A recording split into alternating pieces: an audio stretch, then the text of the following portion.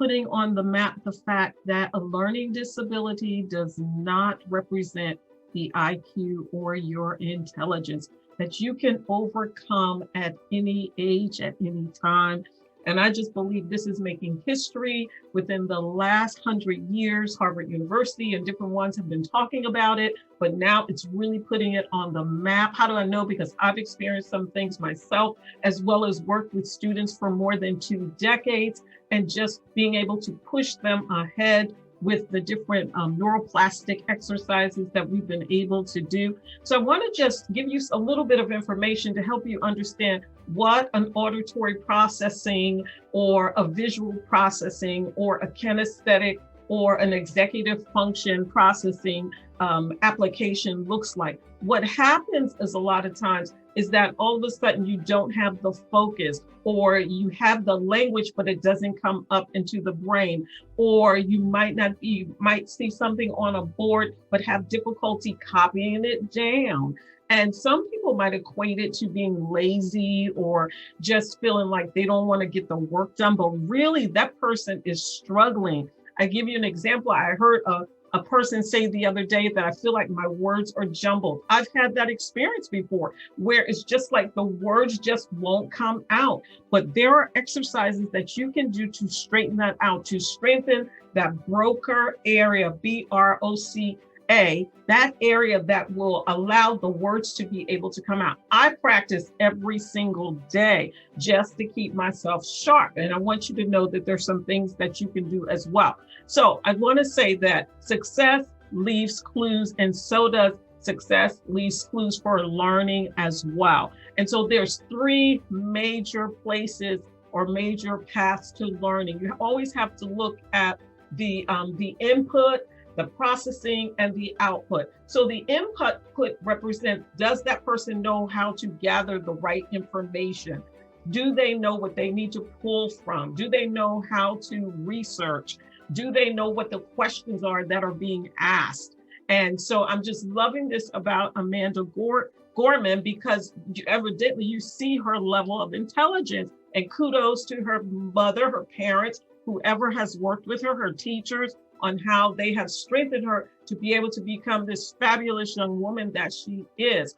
And so then you look at that processing stage. Does that person know how to analyze, how to take that information apart, synthesize it, and then put it back together so that it has great sense, makes good sense, and is very logical? There's logic and reasoning. Do they understand cause and effect? And then the output is, can they write something? Can they create something? Can they do something artistic to show their level of understanding and comprehension? So that's just the one phase that talks about the learning process. But here are six phases that talk about how we learn. Many people don't know how we learn. Even we educators do get a chance to study how we learn, but we don't teach it to our students. And so I want to just go over quickly some of the ways of how we learn. We learn by, number one, which has been something that I am just really passionate about,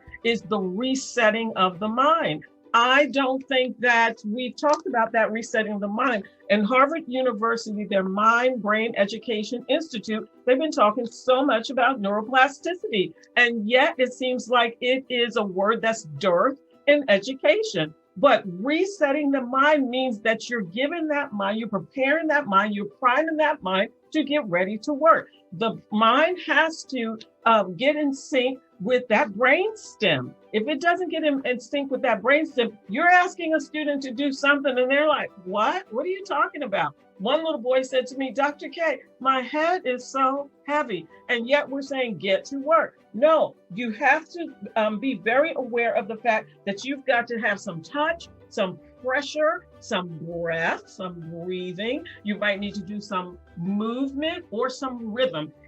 Once you do those things, if you will do those things, the brain will begin to relax, say, I'm safe.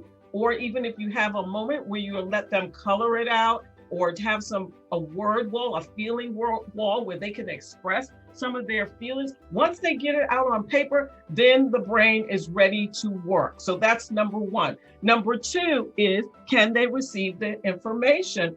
Are they on task? Are they able to comprehend what you're even asking of them at that time? And a lot of times we'll give an assignment, but it needs to be broken down into increments, small bites, so the person can comprehend what they're being asked.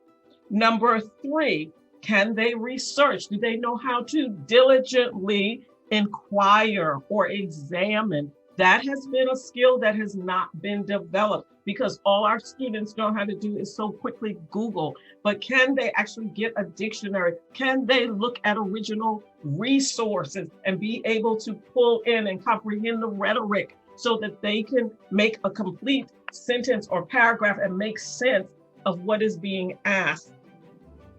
Number four, also, can they identify the cause and effect? We talked a little bit about that, and then draw a conclusion. Number five, can they reflect and analyze and then apply the facts?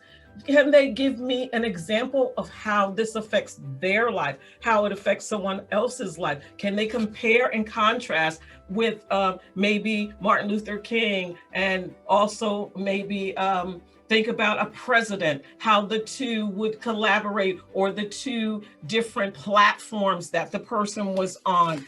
And then last but not least is six again, it's the recording and producing that information. So these six actually fit inside of the three that I first gave you. I want you to know that this is a phenomenal day. I am so thrilled about it. I'm so stoked about it because we are not our brains.